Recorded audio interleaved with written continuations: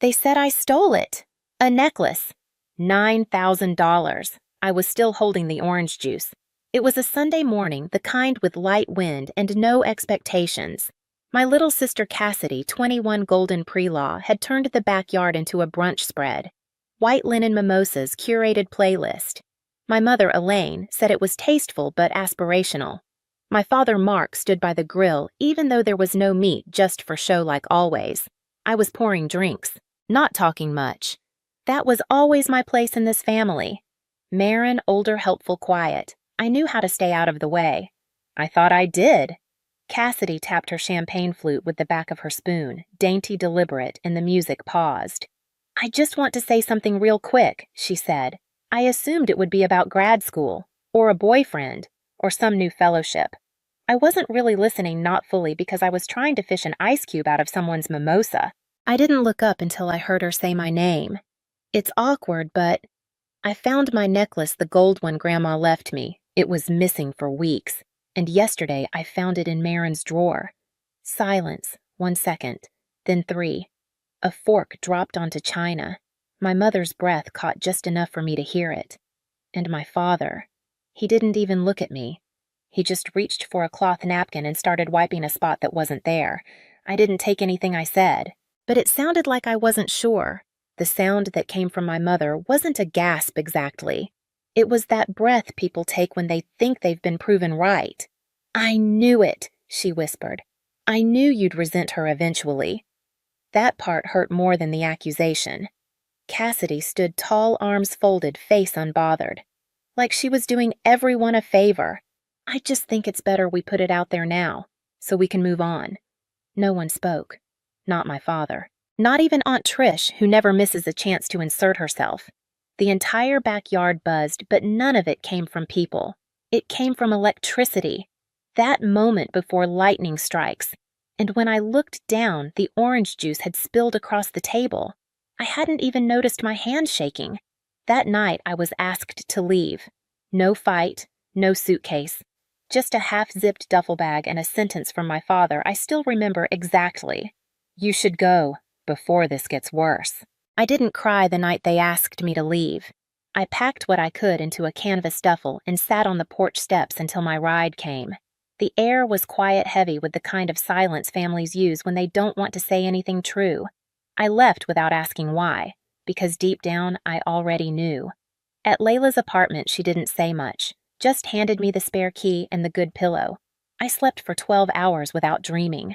When I woke up, I sat in her kitchen drinking coffee that wasn't mine, wearing a t-shirt that wasn't mine, and realizing something that had been true for a long time. They hadn't just erased me that night. I had been fading out for years. It started slowly. The electric bill, for example. One time, the lights were nearly cut off, and I offered to set up autopay from my account. It was supposed to be temporary. That was 6 years ago. I never turned it off. Then the groceries. Mom would text me every week with a list. Never a thank you. Just a list. Cassidy's tuition came next. A bursar issue, she said. Something about Dad missing a form. I paid the balance online, told them it was from a family scholarship. They never asked who, even the mortgage. When Dad got laid off, I started sending small payments directly to the loan account. I kept doing it even when he went back to work. No one asked why the statement stopped coming. They just assumed everything was being handled. I was the one who handled it. I kept a spreadsheet in my Google Drive called Active Accounts. I used colors. Green for monthly bills, blue for annual support, red for anything late. Every few months, I'd adjust the formula so the totals didn't scare me. I told myself I was helping them stay afloat. I told myself family meant sacrifice. But over time, it started to feel like I was a silent subscription they forgot they signed up for. I remember the day I got my first full-time job. I called my mother excited. She said congratulations, then asked if I could help with Cassidy's books that semester. No pause, no question about how I was doing. Just another request. I said yes, of course. Back then, I always did. There were signs looking back, like that time Cassidy joked at dinner that I was just a background character in her story.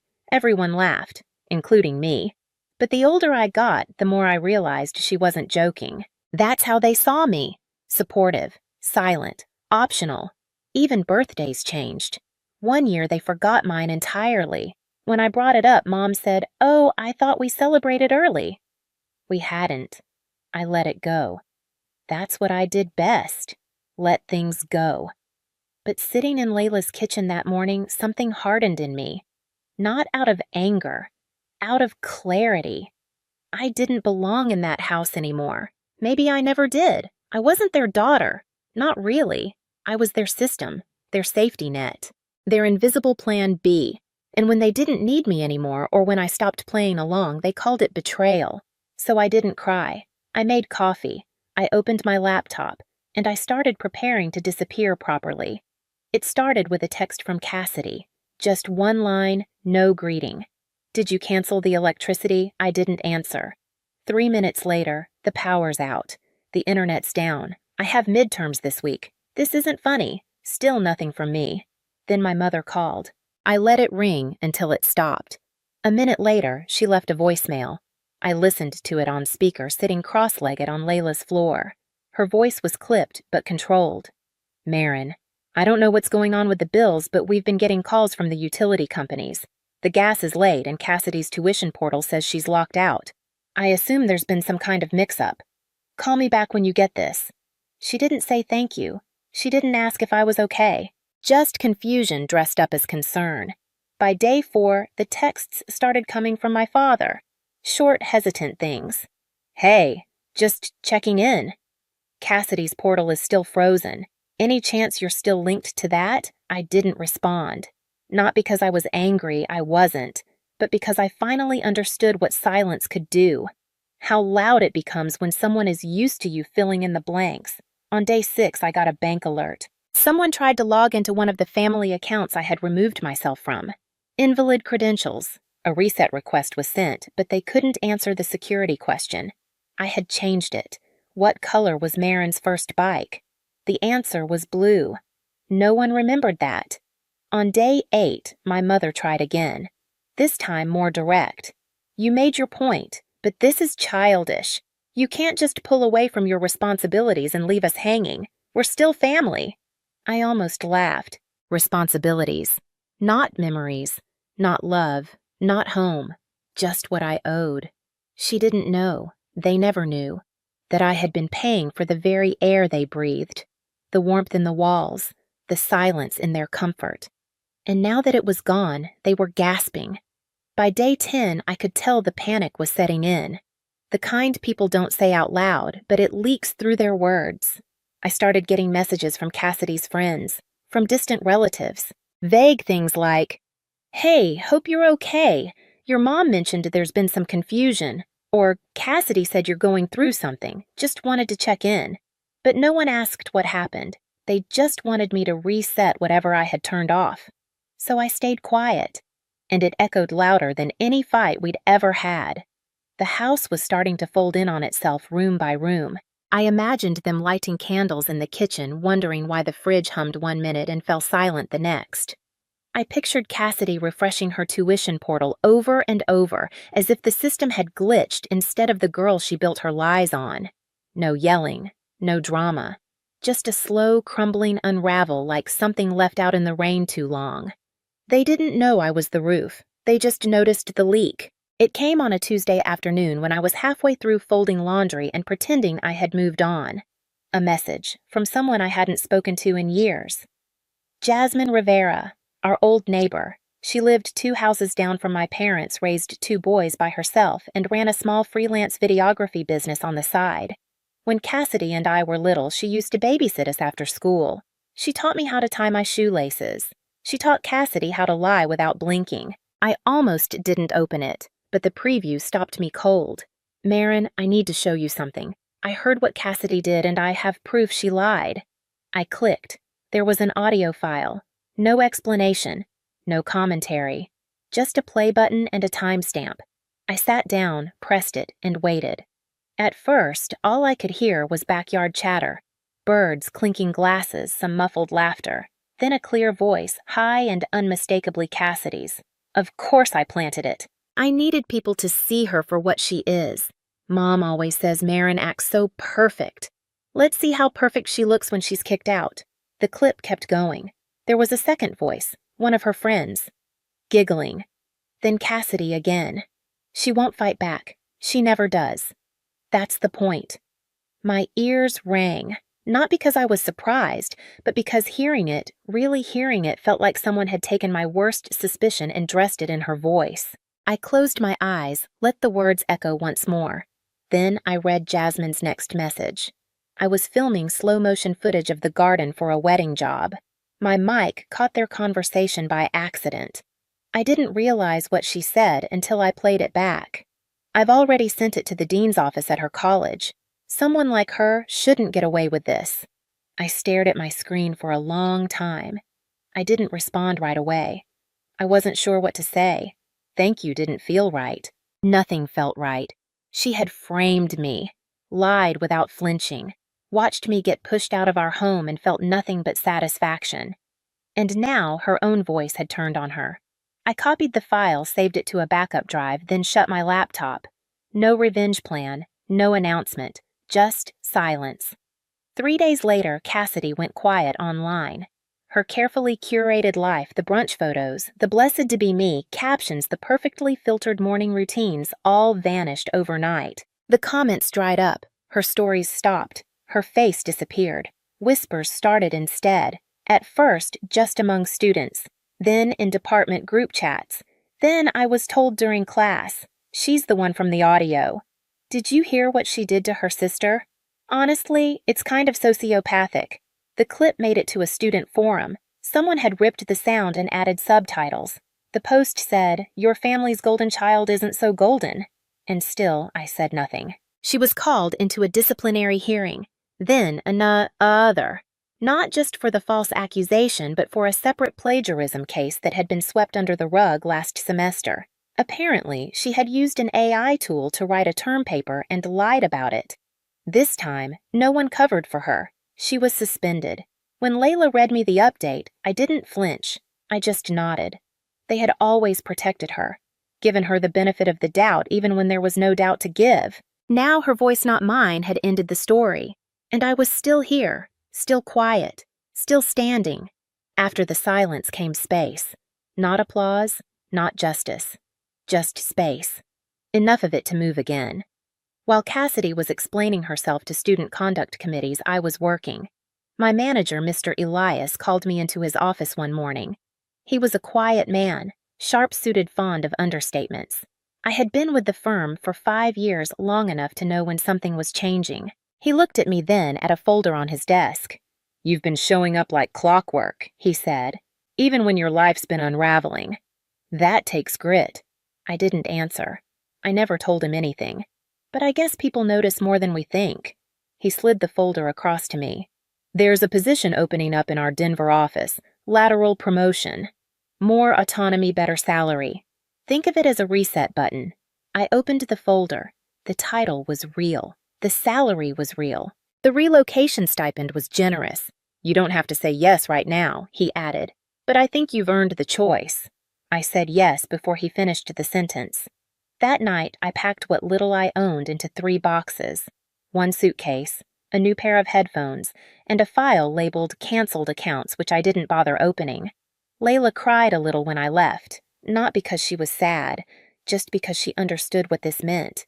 You never needed them to say sorry, she told me. You just needed somewhere they couldn't reach. Denver was colder than I expected, but the apartment 12th floor, floor-to-ceiling windows facing the mountains felt like the right kind of empty. I didn't decorate much. Just one framed print above the desk, a black and white photo of a woman walking alone across a frozen lake. No caption, just motion. I started filming videos in my kitchen. Nothing fancy, just a tripod, soft light, and my voice. The channel was called Silent Budget. My first upload was titled, "They Called Me a Thief." I was the one paying their bills. I didn't name names. I didn't show faces. I just told the truth. About money. About boundaries, about what it costs to be the quiet one. The video reached 10,000 views in 3 days, then 50, then 100. Women started writing to me. My sister did this to me too. My parents used my credit and told me I owed them. Thank you. I thought I was the only one. I started filming weekly. Budgeting tips. Exit plans. Silent financial abuse, a term most people didn't even know existed. Sponsors reached out. A podcast invited me to speak. Someone from a local women's shelter asked if they could use my videos in their program. I said yes to all of it, not because I wanted to be seen, but because now when I spoke, no one looked away. It came from an old number I didn't recognize. I almost let it go to voicemail, but something made me pick up.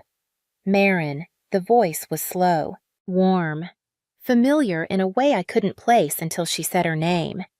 "This is Hope, your aunt, on your father's side." I hadn't heard her voice since I was a child. She used to send birthday cards with glitter stickers and $10 bills. Then one year she stopped. My mother said she'd moved away, that she didn't want to be part of the family anymore. Turns out that wasn't the truth. "I've been following your story," she said. "Someone sent me your video, and I think it's time you knew something." I sat down. Not because I felt unsteady, but because there are some truths you don't stand up for. After your grandmother passed, she continued. She left a small trust in her will. It was meant for you. Just you. I didn't speak. I wasn't sure how. "I only found out recently," she added. "I ran into the estate lawyer. He assumed you'd already received it. But when I told him you hadn't, well," he showed me the file. According to the will, the trust was supposed to activate when I turned 21.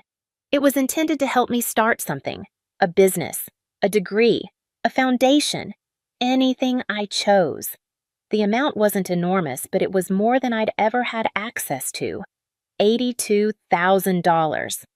Hope told me that after the funeral, my parents requested the lawyer delay contacting me, said I was too overwhelmed and not ready for the responsibility. Legally, they couldn't withdraw the funds, but they could control access to the information, and they did, for 8 years. I don't remember much of the conversation after that, only that Hope gave me the lawyer's contact and told me gently, "It was never about you not deserving things, Marin. They just couldn't stand the idea of you having something they couldn't touch." I filed the paperwork the next morning. 3 weeks later, the funds were transferred into my account. No fanfare, no apology, just a number on a screen and a quiet in my chest that didn't feel hollow this time. That night, I opened the folder where I used to keep receipts and unpaid bills and things I'd promised myself I'd forget. I deleted it. Then I opened a blank document, titled it "What Comes Next." And for the first time, I didn't feel like I had to earn what was already mine. 2 weeks after the trust cleared, I got a text from my mother. Just 5 words. "Can we please talk, Marin?" No punctuation, no apology, just a request, as if none of it had happened. I didn't reply. The next day, Cassidy tried. Her number was blocked, so she sent an email. The subject line said, "Hey." The body was 1 paragraph. She said she'd made mistakes, that people were hard on her after the suspension, that she was working on herself. She ended it with, "I hope you're doing well." I didn't answer that either. I wasn't angry. I just didn't owe her that much anymore. Then came the call from a cousin I barely remembered, one of those family satellites who only orbit when there's gossip to confirm. "I heard you're like famous now," she said. "Mom said you've got hundreds of thousands of followers, that you're helping people." I said I was doing all right. She paused, then asked something that caught me off guard. "Do you think your parents watch your videos?" I hadn't thought about it. But later that night I wondered. Not because I wanted them to see me, but because they'd spent so long pretending I wasn't real, and now I lived in places they couldn't avoid. Shared on timelines, echoed in comments, named in podcast intros, quoted in forums full of strangers who said, "I know this voice. I know this story. I lived it too." Sometimes the algorithm does what memory won't. It brings you back. I imagined my mother sitting at the kitchen table watching my face on a cracked iPad screen she once asked me to pay for. I imagined Cassidy scrolling in bed, pausing when a video autoplayed. I imagined my father hearing my name in a conversation he wasn't part of. Not fame, not revenge, just proof that I had always been here, that I didn't disappear, that they just stopped looking. I live alone now. 12th floor. Quiet building. The kind with slow elevators and neighbors who nod politely but never ask questions. In the mornings, I drink coffee by the window and answer emails from people I'll never meet. They tell me things they've never told anyone about the parents who erased them, the siblings who stole their names, the families who only called when the bills were due. And I listen. I respond. I remind them what no one reminded me. Your absence is not the crime. Their comfort with your silence is. At night, I film. I don't use a script. I just talk. Some videos are short. Others take shape slowly like breath-finding rhythm. I talk about budgeting, about learning to say no, about walking away without a parade, about surviving without becoming bitter. Silent Budget now has over 600,000 subscribers. It's strange how many people needed permission to stop saving people who never saw them. Stranger still, how many of those people are older than me? Mothers, retired nurses, grandfathers who raised other people's children. They tell me, "You're saying what I didn't have words for," and I believe them, because I know what it feels like to go decades without being called by your name in a room full of people who share your blood. I haven't spoken to my parents in almost a year. Cassidy tried once more. A voice message this time. She sounded tired, small. She said, "You were right, you know, about everything." Then she paused. "I don't think anyone else ever will be." I didn't reply. But I didn't delete it either. Some things deserve to be heard exactly once. My Aunt Hope sends postcards now. She signs them in cursive always with one line that feels like a benediction. You're exactly who she hoped you'd be. She means my grandmother, the one who left me something even when no one else did. Some evenings I walk along the river downtown. I wear headphones not for music, but to muffle the world. I watch couples argue, dogs pull leashes, children chase each other through grass. No one knows me here. Not really, and that's the point. I'm not the quiet sister anymore, not the fixer, not the background. I'm just Marin. I was never lost. They just didn't look. And now they can't stop watching.